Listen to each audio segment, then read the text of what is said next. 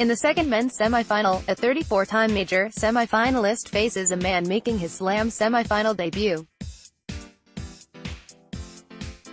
In what will be their first career meeting, Djokovic will be the heavy favorite. Pouille is an extremely surprising semifinalist, especially considering he was 0-5 in Melbourne prior to this fortnight. With his new coach, Amelie Mauresmo, Lucas has quickly turned his career around after a meandering 2018 that saw him lose almost as many matches as he won. Pouille was in danger of being eliminated in the third round here to an Australian wildcard, 19-year-old Alexei Popyrin. Lucas survived that five-setter, and went on to upset two top 16 seeds, born at George and Milos Raonic. The 24-year-old Frenchman's victory over Raonic on Wednesday featured some of the best tennis I've ever seen from Pouille, hitting 62 winners and only 24 unforced errors. Pouille had to work hard though in that 3-hour quarterfinal, while Djokovic played for less than an hour in his due to Kei Nishikori's retirement. Overall, Lucas has spent about 50% more time on court than Novak to this point. Embed from Getty Images. Djokovic is yet to be truly tested at this tournament, only dropping 2 sets overall. In matches he still won comfortably. Novak might normally be worried about Friday's weather forecast, as it's due to be another scorcher in Melbourne. But this will be a night match, and temperatures are supposed to dramatically dip by match time. The world number 1 will also find comfort in this stat: he's never lost a match at the Australian Open when he's the top seed, which now encompasses 5 trips down under. And Djokovic has never lost a semifinal at this tournament. He's 6-0 at this stage, and has won the title each time he's advanced to the semis. All of this spells massive trouble for Pouille, who doesn't have too much in his game that can threaten Djokovic. His only real shot would be to play his best tennis for 3 full sets, and even then he'd likely need to get less than Djokovic's best in return. That's highly unlikely to take place on this stage, and in the biggest match of Lucas's career to date. Image via https://twitter.com/Australian Open. John Peers and Henri Continen will face Pierre-Hugues Herbert and Nicolas Mahut in the doubles final of the Australian Open in Melbourne.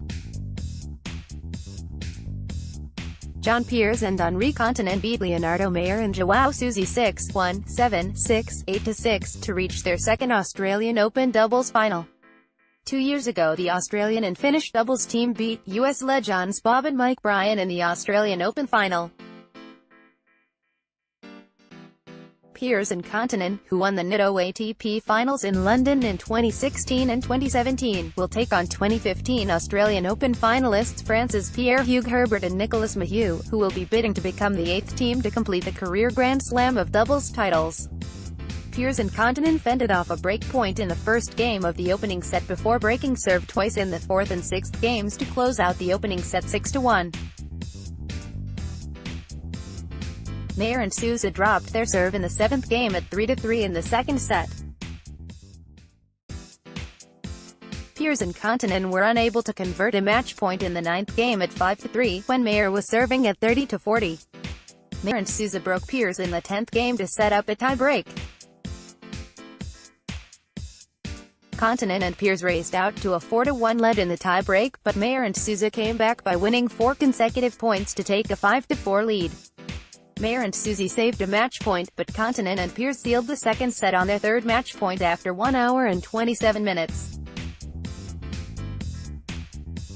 Continen and Peers converted 3 of their 5 breakpoints and hit 24 winners. Herbert and Mahut beat US Sam Querrey and Ryan Harrison 6-2, 6-4. The match started with 3 consecutive breaks, as Herbert and Mahut took a 2-1 lead after the first 3 games. The Frenchmen held their next service games en route to winning the first set 6-4, as there were no breaks in the opening set. Herbert and Mahut did not convert 2 break points in the third game of the second set before breaking twice in the 5th and 8th games to close out the match in straight sets. Herbert and Mahut won 77% of their first serve points and converted 4 of their 7 breakpoint chances. Stefanos Tsitsipas was surprised with the level of his performance during his quarterfinal match against Roberto Bautista Agut following his sensational win over Roger Federer in the fourth round on Sunday.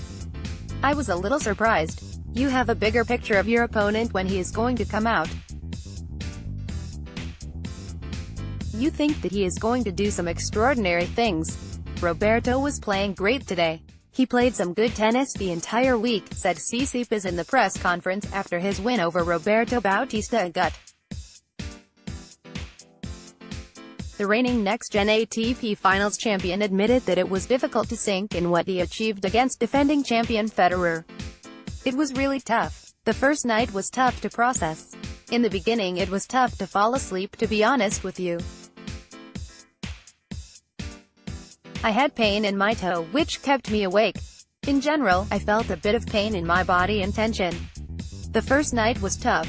I slept less than 6 hours.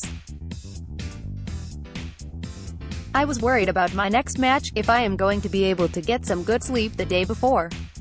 I wanted to concentrate on my next match. I knew that win against Federer was important, played a huge role in my image, like I am.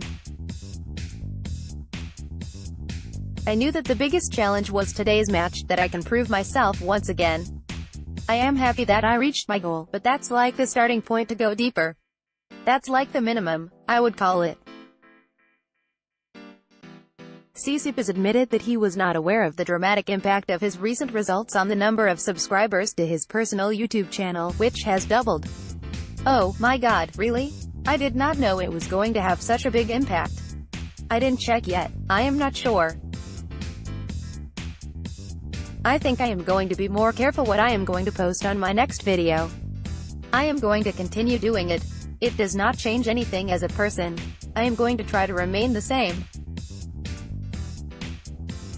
It's nice to be having those nice results, but it's important to stay who you are, not think too much of yourself. I am going to continue making those videos. There is no pressure, not all. I have no clue of what their reaction has been back home in Greece. The only thing I have seen is some posts, some magazine photos. I really want to know what it is back there, how it is back there. I received a lot of messages of support from home, which I have not replied to yet, otherwise it would take too much time. People seem to care. That's a nice feeling. Posting videos on YouTube helped his professional tennis life and gives him satisfaction away from the court. I started posting my videos on YouTube. When I am desperate sometimes, when I feel down, I do these videos. I actually feel better. It makes me realize that tennis is not the most important thing in life, that we all have some other talents that we don't know about. It makes me more relaxed.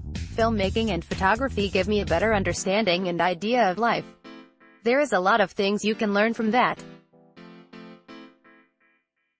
It relaxes me. I see it as a hobby. Actually, it's a good hobby, because I can carry this stuff to all these locations that I visit around the world, create things.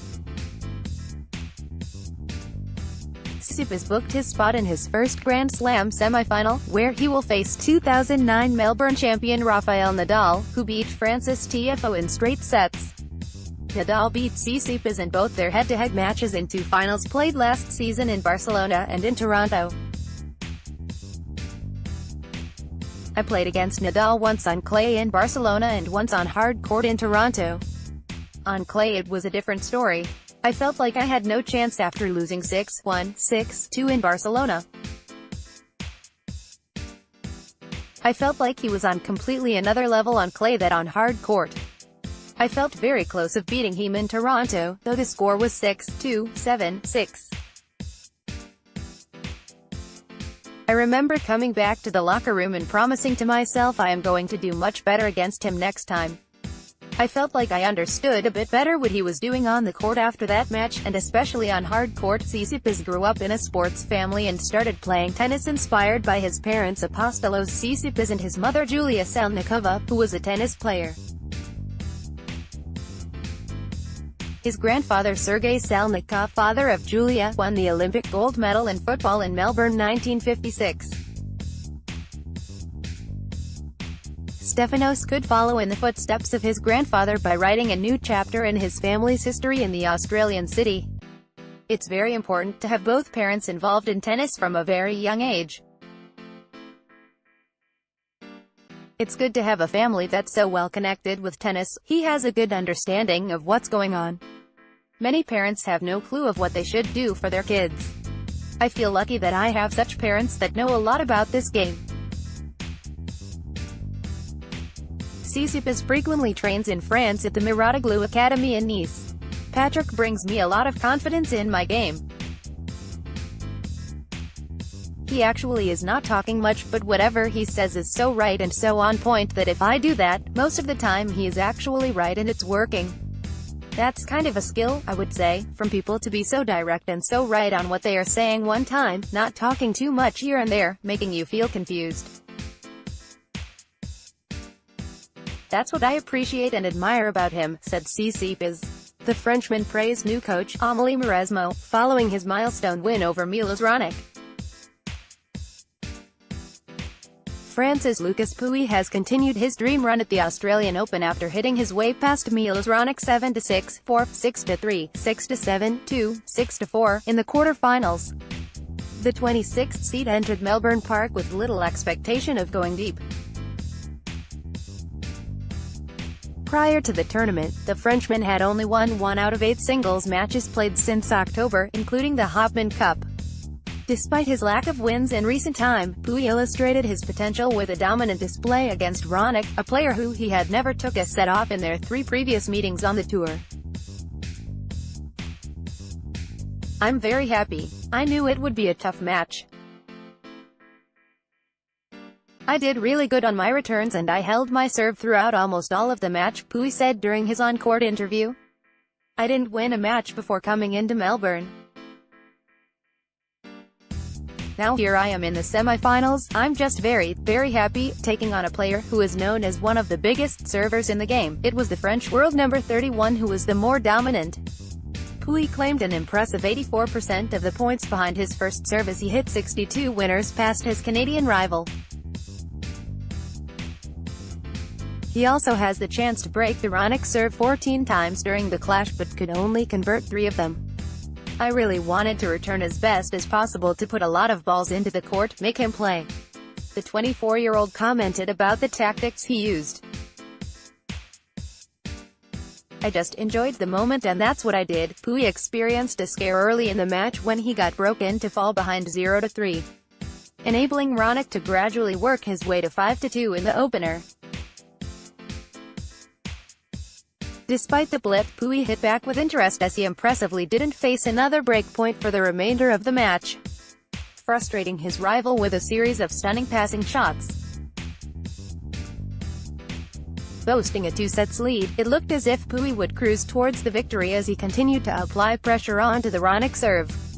However, during the closing stages of set 3, a call made against Raonic fired the Canadian up. The umpire said he wasn't able to reward him the point because he didn't see when the Frenchman hit the ball, prompting the world number 17 to reply, "Because you don't watch and you're incapable." Following the argument, Raonic raced through the tiebreaker by claiming 6 points in a row before clinching it to revive his chances. With neither player buckling behind their serve during the 4th frame, Pouille battled towards the milestone win. Leading 5-4, he once again troubled the Raonic serve as he worked his way to 2 match-point opportunities. Failed to convert his first due to a fine volley from his opponent. Then on his second, a clean forehand winner from Raonic denied him. Eventually, it was third-time lucky for Pouille at the expense of an unforced error from across the court, sending him into the semi-final of a major for the first time in his career.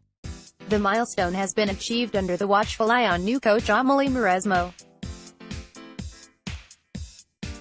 a former world number 1 women's player who has previously worked alongside Andy Murray. Pouille remains in the minority when it comes to an ATP player have a female coach, but he insists that gender plays no part. Mauresmo has the right state of mind. She knows everything about tennis. It's not about being a woman or man. He said, "You just have to know what you're doing, and she does. We kept working hard. Even after all of the matches that I lost, I went on the court straight after my loses, decided to take it step by step. Give all I have on every single point, and here I am." He later added, Pouille will play either Novak Djokovic or Kei Nishikori in the semifinals. The last Frenchman to win the men's title in Melbourne was Jean Baradre back in 1928.